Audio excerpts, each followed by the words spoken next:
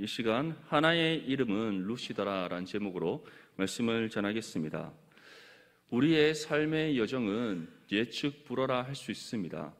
지금 우리 앞에 어떤 일이 벌어질지 누구도 예측할 수가 없기 때문에 우리의 삶의 여정은 예측 불허라고 말할 수 있습니다.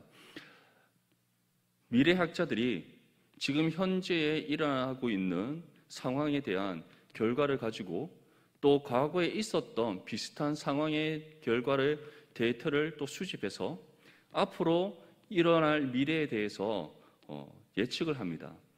미래학자들이 예측하는 그러한 일들 사실 정확하게 완벽하게 맞아떨어지진 않지만 과거에 있었던 일, 그 현재에 일어나고 있는 일, 이 모든 데이터를 수집해서 미래에 일어날 일들에 대해서 예측한 부분들을 보면 대충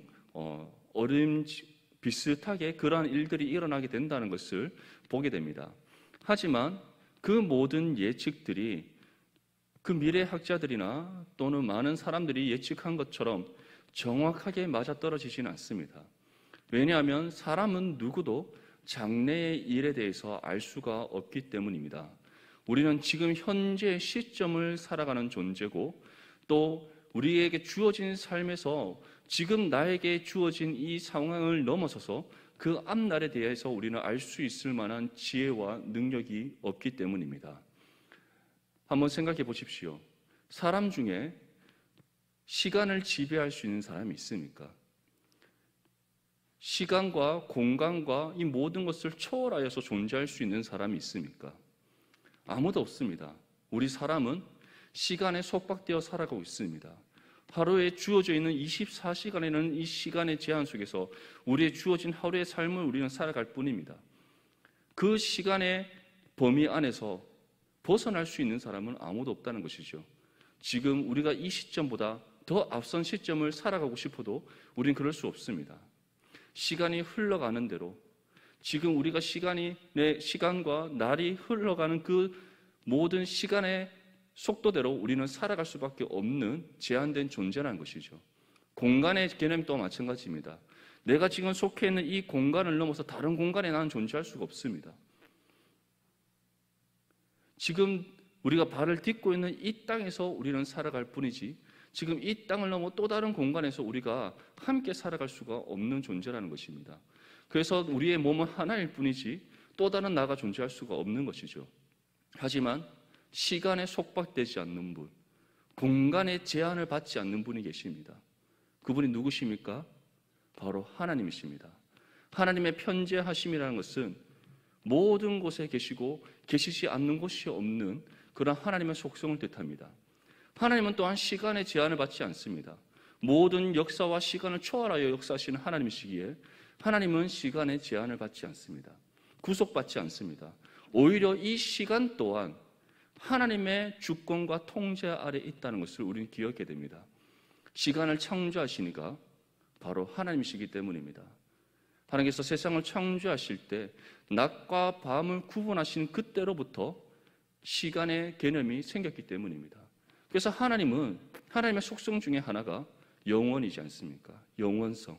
그 어떤 시간에 제한받지 않고 속박되지 않고 구속되지 않고 모든 시간을 초월하여 역사하시는 하나님, 또한 계시지 않는 곳이 없는 하나님, 모든 것을 초월하여서 모든 곳에 계시는 하나님, 그러한 하나님만이 현재와 과거뿐만 아니라 앞으로 장래에 일어날 모든 일들에 대해서 아시는 분이시라는 겁니다.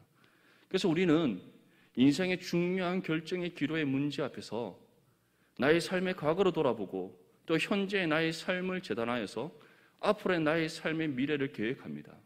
하지만 우리가 계획한 대로 우리의 삶이 흘러갑니까? 그렇지 않습니다. 우리가 왜 후회하는 일들이 생깁니까? 내가 이때 이렇게 선택을 했더라면, 이렇게 결정을 했더라면 이렇게 결과가 달라지지 않았을까? 왜 후회하게 됩니까?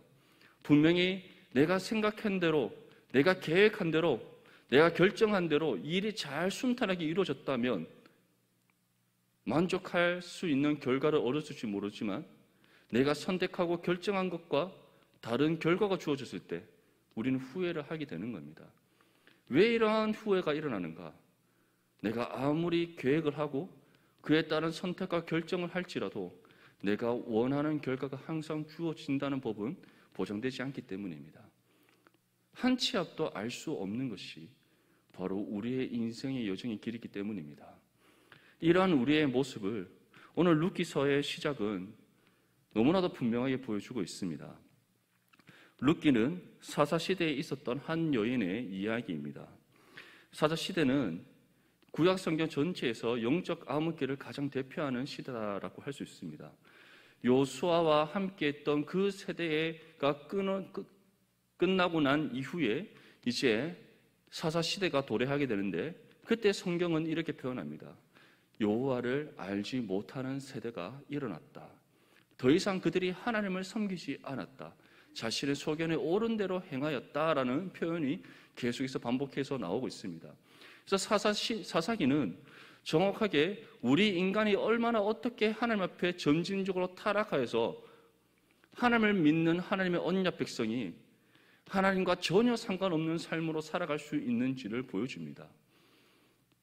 사사기를 읽어보면 우리는 위대한 사사들을 주로 생각합니다. 하지만 그 위대한 사사들이 등장하기 이전까지 이스라엘 백성들의 모습을 한번 생각해 보십시오.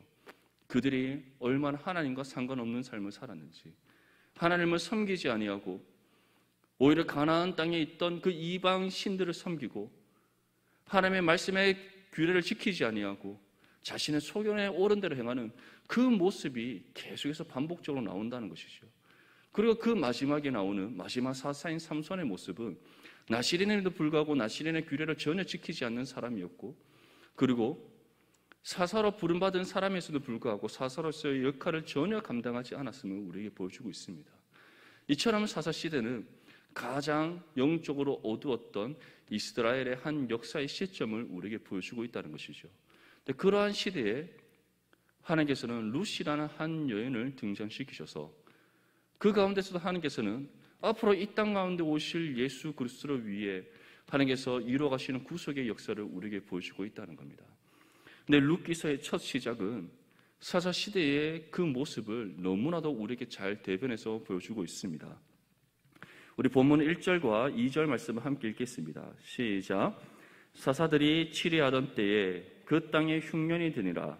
유다 베들레헴의 한 사람이 그의 아내와 두 아들을 데리고 모압 지방에 가서 거류하였는데, 그 사람의 이름은 엘리멜렉이요 그의 아내의 이름은 나오미요 그의 두 아들의 이름은 말론과 기론이니 유다 베들레헴 에브라 사람들이었더라. 그들이 모압 지방에 들어가서 거기 살더니. 아멘. 사사들이 치료하던 그때에 지금 이 가나안 땅에 흉년이 들었다라는 그 시작으로 말씀을 전하고 있습니다. 이 흉년이 얼마나 심했든지 그 가나안 땅의 가장 곡창지대라 할 수 있는 그 베들레헴 땅도 더 이상 먹고 살기가 어려운 그런 지경에 이르렀다라고 우리에게 전하고 있습니다. 특별히 이 베들레헴에 한 사람이 등장합니다. 바로 엘리멜렉입니다. 이 엘리멜렉이라는 이 사람은 한 명의 아내와 또 두 아들이 있었는데, 그 아내의 이름은 나오미요 또 두 아들의 이름은 말론과 기론이다라고 되어 있습니다. 그리고 이 사람들은 베들레헴에서도 에브라 사람들이었다. 베들레헴에 살고 있는 그 한 집안의 사람인데, 그 집안이 어떠한 집안이냐, 에브라시라는 집안이었다는 겁니다. 에브라시란 이름의 뜻은 곡물, 열매를 많이 맺은 곡물의 땅이란 뜻입니다. 다시 말해 베들레헴에서 가장 부유한 집안, 베들레헴에서 가장 많은 재산과 재물을 가지고 있는 그 집안이 바로 이 에브라 집안 사람들이었다는 것이죠. 그런데 그 집안의 사람이었던 엘리멜렉이 이 흉년이 얼마나 심했든지 더 이상 이 베들레헴 땅에서 살 수 없다라고 생각되어서 한 가지 결정을 하게 된다는 겁니다. 그 결정이 이제 요단강을 건너 요단강 동편에 있는 모압 지방으로 이주하는 것이었다는 것이죠. 모압은 롯의 후손입니다. 다시 말해 이 모압은 롯의 후손임에 불구하고 하나님께서 진멸하여 없애야 될 족속으로 포함되는 가나안 족속 중에 하나가 되어버렸습니다. 더 이상 그들과 함께 더불어 살아갈 수 없는 관계가 되었다는 것이죠. 물론 아브라함 때로 거슬러 조상으로 올라가면 아브라함과 사촌의 관계지만 지금은 그들과 대적의 관계에 있는 그런 상황 속에 있습니다. 그런데 그러한 이방 족속과 다름없는 그 모압 땅으로 그들이 거주해서 이주하고자 하는데 여기에서 중요한 한 가지 사실이 빠져 있다는 것이죠. 무엇이 빠져 있습니까? 이 선택과 결정의 순간 속에서 지금 엘리멜렉이 누구에게 구하지 않고 있습니까? 누구의 뜻을 묻지 않고 있습니까? 하나님의 뜻을 구하거나 묻지 않고 있다는 겁니다. 지금 베들레헴뿐만 아니라 이스라엘 전 지역에, 가나안 땅 전 지역에 흉년이 들었고 먹고 살기가 너무 어렵고 힘든 상황, 베들레헴에서 가장 부유한 집안이라고 할 수 있는 에브라 사람들마저도 더 이상 이 땅 가운데 먹고 살 수 없다라고 생각이 들 만큼 극심한 흉년 가운데 있지만, 그럼에도 불구하고 그들이 정말 살고자 한다면, 지금 이 상황을 극복하고자 한다면 그들의 삶의 주인 되시는 하나님께 방법을 구하고 하나님의 뜻을 구하고 찾아야 되는데 그들은 그렇지 않고 있다는 겁니다. 오히려 엘리멜렉은 지금 요단강 동편 쪽에 모압 땅에는 흉년이 들지 않았다는 소식을 들었을 수 있습니다. 거기에 가면은 우리가 조금만 노력하고 수고하면 그 땅에서 우리가 잘 정착하여서 지금의 이 흉년의 위기를 극복할 수 있을 것이다. 엘리멜렉은 그렇게 생각했을 수 있습니다. 그렇게 그는 이 베들레헴 땅을 떠나서 모압으로 가고자 결정을 했고 가족들을 이끌고 요단강을 건너 지금 모압으로 가버렸다는 겁니다. 이러한 모습이 우리 가운데는 혹시 있지 않습니까?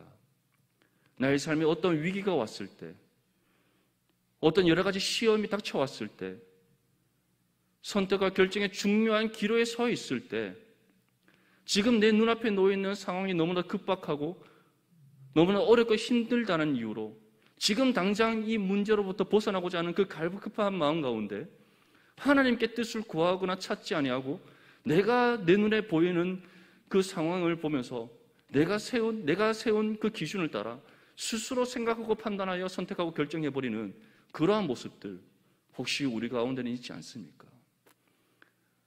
엘리멜렉과 같은 모습이 우리에게 일어나지 않으리라는 법은 없습니다. 우리의 삶 가운데서도 엘리멜렉과 같은 이러한 실수, 하나님 앞에 해서는 안 될 이런 죄악들이 우리의 삶 가운데도 일어날 수 있다는 사실을 우리는 항상 명심해야 됩니다. 나는 그렇지 않을 거야. 나는 이런 위기 상황 속에서도 언제나 하나님을 구하고 찾을 거야. 우리는 그렇게 자만하는 순간 오히려 하나님 앞에 더 쉽게 실수를 저지를 수 있다는 사실을 항상 기억할 수 있기를 바랍니다. 이 사사시대의 영적 암흑이 얼마나 심했던지, 삶의 위기의 순간 속에서, 너무나 중요한 삶의 선택과 결정의 그런 순간 속에서 이들은 하나님을 찾지 않습니다. 하나님의 뜻을 구하지 않습니다.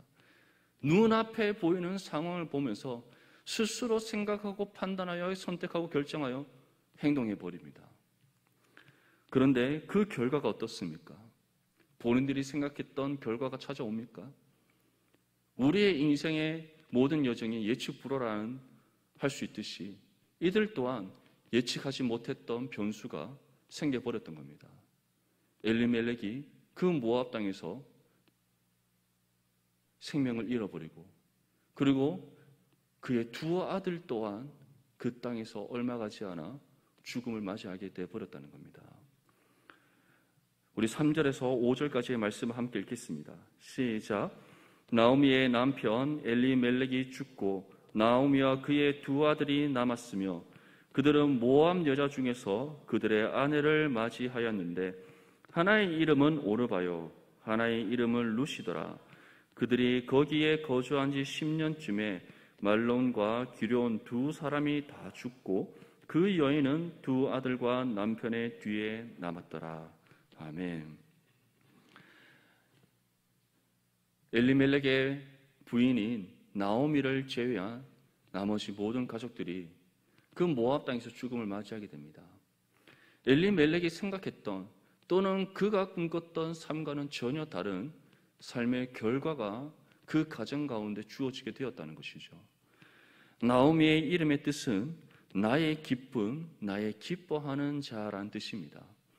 엘리멜렉에 있어서 그의 아내 나오미는 정말 기쁨의 존재였을 것입니다. 또한 그의 두 아들인 말론과 기련에게 있어서 그의 어머니 나오미는 기쁨의 존재였을 수 있습니다. 그 가정에 나오미의 이름의 뜻과 같이 나오미는 정말 그 가정의 기쁨이었을 수도 있습니다. 그런데 지금 나오미의 상황은 어떻습니까? 베들레헴의 그 기근과 흉년을 벗어나서 우리가 가족의 정말 생명을 연명하기 위해서 그 어렵고 힘든 위기의 상황을 헤쳐나가기 위해 정말 중요한 선택과 결정을 하여 모압 땅을 갔는데 그 땅에선 얼마 가지 않아 남편이 죽음을 맞이하게 됩니다.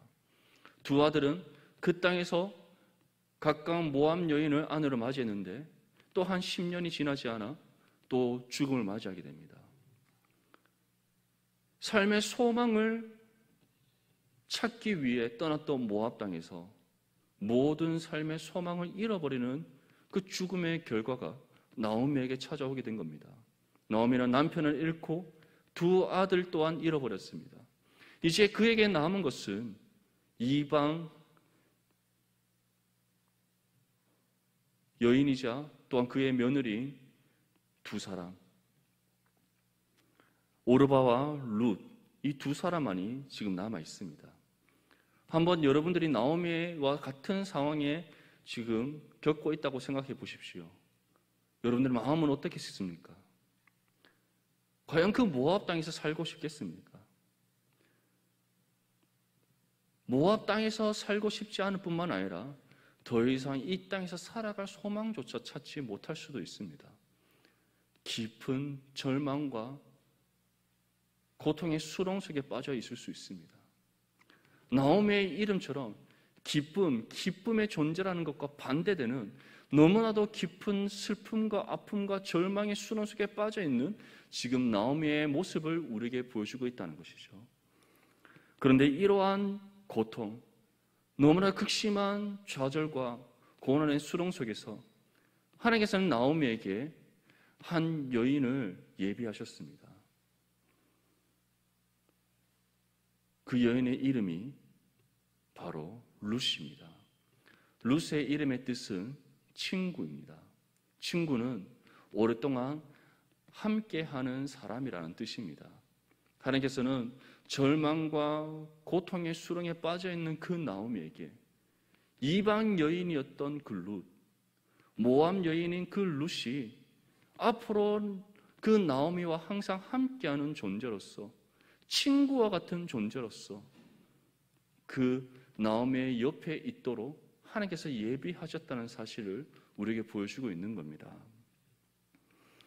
우리는 사람과의 만남이 우연이다라고 할 수 있습니다. 그렇게 생각하는 사람들도 많이 있습니다. 예기치 못한 상황 속에서 어떠한 사람을 만났을 때 또는 어떠한 도움의 손길을 받았을 때 우리는 우연의 일치다라는 말을 합니다. 하지만 하나님 편에서는 어떠한 것도 우연은 없습니다. 모든 것은 하나님의 섭리하심의 은혜 가운데 이루어지는 일이기에 그 어떤 것도 하나님 편에서는 우연이나 없습니다. 에베소서 1장 11절 말씀에 우리에게 다음 것이 전합니다. 모든 일을 그의 뜻의 결정대로 일하시는 이의 계획을 따라 우리가 예정을 입어 그 안에서 기업이 되었으니. 하나님께서 무엇이라고 말씀합니까? 모든 것은 하나님의 뜻의 결정대로 이루어진다. 하나님께서 계획하시고 예정하신 그 모든 하나님의 섭리하심의 은혜 가운데 우리의 삶의 모든 일이 다 진행되어지면 우리에게 말씀하는 겁니다. 지금 나오미의 입장에서는 그 당시 때 엘리멜렉이 만약에 그 베들레헴 땅에 이스라엘 땅에 흉년이 들었을 때 모압 땅으로 가자는 그 결정을 내리지 않았더라면 후회를 할 수 있습니다. 두 아들이 모압 여인을 아내로 맞이하지 않았더라면 또 다른 후회를 할 수 있습니다. 하지만 하나님께서는 그 가운데 나오미에게 하나님의 메시지를 전하시는 겁니다. 그들이 그 결과와 상관없이 모압 땅으로 갔기에 또한 그 두 아들이 모압 여인을 아내로 맞이했기에 하나님께서 예비하신 그 룻, 앞으로 평생 동안 나오미의 친구와 같은 존재가 되어줄 그 룻을 그가 만날 수 있었다는 것. 결국 하나님의 그 모든 섭리하심의 은혜의 손길 가운데 자신의 남편과 두 아들은 떠났지만 하나님께서 예비하신 나오미의 진정한 동반자인 룻이 하나님께서 예비하셨고 그 예비된 만남을 이루게 하시는 은혜를 베풀어 주셨다는 겁니다. 우리는 이 사실을 기억해야 됩니다. 우리의 삶에 예기치 못한 고난이 찾아올 수 있습니다. 우리의 선택과 결정과 상관없이 우리의 삶 가운데 예기치 못한 절망과 고통이 찾아올 수 있습니다. 하지만 그 가운데도 하나님의 섭리하심의 은혜의 손길이 우리 가운데 임한다는 사실을 우리는 기억해야 됩니다. 하나님은 결코 우리를 내버려 두시지 않습니다. 절망과 고통의 수렁 가운데 계속 빠져들게 만들어 주시지 않습니다. 나오미는 지금 자신의 삶을 봤을 때 잘못된 남편의 그 선택과 결정으로 해서 자신이 이러한 절망과 고통을 겪는다라고, 두 아들이 모압 여인을 아내로 맞이했기에 자신이 지금 이와 같은 절망 가운데 빠졌다라고 그는 생각할 수 있습니다. 하지만 하나님께서는 그것이 중요한 것이 아니라 그러한 모든 상황 속에서 하나님께서 예비하신 나오미의 친구이자 동반자인 룻을 예비하셨고 그 룻과의 만남을 이루게 하셨다는 것이 하나님 편에서는 중요하다는 사실을 우리에게 보여주고 있는 겁니다. 절망과 고통의 수렁 속에서 나오미가 홀로 남겨져 있는 것이 아니라 자신의 인생에 대한 후회를 하며 소망 없는 삶 가운데 더 이상 어떻게 살아야 될지 아무런 한 줄기 빛조차 보이지 않던 그 나오미에게 하나님께서는 이미 룻이라는 평생의 친구이자 동반자를 예비해 놓으셨다는 것을 우리에게 지금 보여주고 있는 겁니다. 사랑하는 성도 여러분, 지금 혹시 예기치 못한 고통을 겪고 계십니까? 절망과 고통으로 인하여서 너무나 힘들고 아픈 그런 마음의 상태 가운데 있습니까? 그 가운데 우리는 기억해야 됩니다. 그 모든 상황 속에서도 하나님의 섭리하심의 은혜의 손길이 우리 가운데 임하고 있다는 것. 나오미는 지금 룻의 존재가 자신에게 어떤 의미인지 알지 못하고 있습니다. 하지만 하나님께서는 이미 이 말씀을 통해 우리에게 보여주고 있습니다. 룻은 나오미를 위해 하나님께서 예비하신 존재라는 사실을, 나오미를 넘어서 이 룻이라는 한 여인이 하나님의 놀라운 그 은혜의 섭리의 역사 가운데 예비된 인물이라는 사실을 우리에게 이미 보여주고 있다는 겁니다. 우리에게도 그러한 사람이 있을 수 있습니다. 하나님께서 나를 위해 예비하신 도움의 사람, 도움의 손길, 은혜의 섭리 반드시 있다는 사실을 우리는 잊지 않고 기억해야 됩니다. 그것을 우리가 기억하며 우리의 눈을 들어 하나님을 바라볼 때에 하나님께서 예비하신 도움의 손길을 우리는 발견하게 될 것입니다. 하나님의 은혜, 우리를 위해서 예비하신 하나님의 은혜의 섭리가 무엇인지 우리는 찾게 될 것입니다. 하나님께서 이미 우리 곁에 예비하신 룻과 같은 존재의 동반자를, 동력자를 우리는 만나게 될 것입니다. 이 사실을 항상 기억하면서 그 어떠한 상황 속에서도, 그 어떠한 고난과 절망의 수렁 속에서도 믿음의 소망을 잃지 않고 언제나 하나님을 바라보며 하나님의 은혜의 섭리를 구하고 찾고 두드리는 저와 여러분들의 삶이 될 수 있기를 축복합니다. 오늘 룻기에 나오는 이 나오미와 같은 상황에 있었던 한 여인이 또 요한복음에 등장합니다. 그 여인은 바로 수가성 사마리아 여인입니다. 그 여인은 이전에 5명의 남자가 그에게 있었고 또 지금 6번째 남자와 함께 살고 있습니다. 예수님께서는 그 6명의 모든 남자들이 그녀의 남편이 아니다라고 말씀하셨습니다. 그것은 그 여인이 지금까지 얼마나 비참한 삶을 살았는지를 보여주는 겁니다. 첫 번째에서부터 6번째까지 그 남자들이 다 그녀의 남편이 아니라는 것은 그 여인이 그 누구에도 선택받지 못하고 한 남자의 그냥 하나의 소유로만 존재했을 뿐이라는 겁니다. 첫 번째 남자에게도 버림받고 두 번째 남자에게도 버림받고 이제는 6번째 남자와 함께하지만 그 남자의 하나의 소유물일 뿐이지 그 남자의 아내도 아니고 또는 언젠가는 버림받을 수 있는 그러한 상황 속에 있던 비참한 한 여인이었다는 겁니다. 그리고 지금 이 유대 사회에서는 이러한 여인의 모습은 너무나도 부정한 여인의 그런 모습이었기에 사람들이 많이 왕래하는 그 시간대 그 여인은 물을 기르러 가지 못합니다. 그 중동 그 유대 땅에 한낮에 가장 더운 그 정오에 그 여인은 물을 기르러 나오는 이유가 무엇이겠습니까? 사람들의 시선을 피하기 위해, 사람들과 마주치지 않기 위해, 자신이 다른 사람들도 부정한 연인이라 손가락질 받는 그 수모를 겪지 않기 위해 아무도 물을 기르러 나오지 않는 가장 더운 그 한낮 정오에 그 여인은 물을 기르러 나왔던 겁니다. 예수님께서는 갈릴리로 가시기 위해, 나사렛으로 가시기 위해 갈릴리 그 해안가를 돌아서 강변가를 따라서 가실 수 있었겠지만 일부러 사마리아를 지나가야겠다 말씀하시면서 사마리아를 지나가신 이유가 무엇이겠습니까? 바로 이 여인을 만나기 위해서였습니다. 보통 정통 유대인들은 그 사마리아 사람들을 너무나 부정한 사람, 짐승만도 못한 사람으로 취급했기 때문에 갈릴리 지역으로 가기 위해, 특히 나사렛 지역으로 가기 위해서는 갈릴리 호수 그쪽으로 돌아서 예루살렘으로부터 동쪽으로 돌아서 이제 갈릴리와 나사렛 땅으로 가게 됩니다. 하지만 예수님께서는 일반적으로 유대인들이 가는 그 길로 가지 아니하시고 이 사마리아 여인, 인생의 소망 없는, 삶의 소망 없이 절망과 고통의 수능 가운데 빠져 살아가고 있는 이 여인을 구원하시기 위해 일부러 사마리아 땅을 지나고자 제자들에게 말씀하셨고, 그 땅을 지나가는 가운데 그 우물가로 물을 기르러 나올 그 여인을 기다리고 계셨던 겁니다. 그리고 그 여인에게 다음과 같이 말씀합니다. 요한복음 4장 13절에서 14절 말씀에 예수께서 대답하여 이르시되 이 물을 마시는 자마다 다시 목마르려니와 내가 주는 물을 마시는 자는 영원히 목마르지 아니하리니 내가 주는 물은 그 속에서 영생하도록 솟아나는 샘물이 되리라. 절망과 고통의 수렁 가운데 빠져있던 그 수가성 사마리아 여인, 삶에 소망 없는 그 수가성 사마리아 여인, 그 여인을 구원하시기 위해 삶의 산 소망을 얻어서 회복된 심령으로 주어진 삶을 다시 힘있게 살아가도록 하시기 위해 이제는 더 이상 이전과 같은 삶의 모습으로 살아가는 것이 아니라 구원받은 하나님의 자녀로서 하나님의 뜻에 합당한 믿음의 삶으로 변화된 삶이 되도록 하시기 위해 그 여인을 찾아가신 예수님이십니다.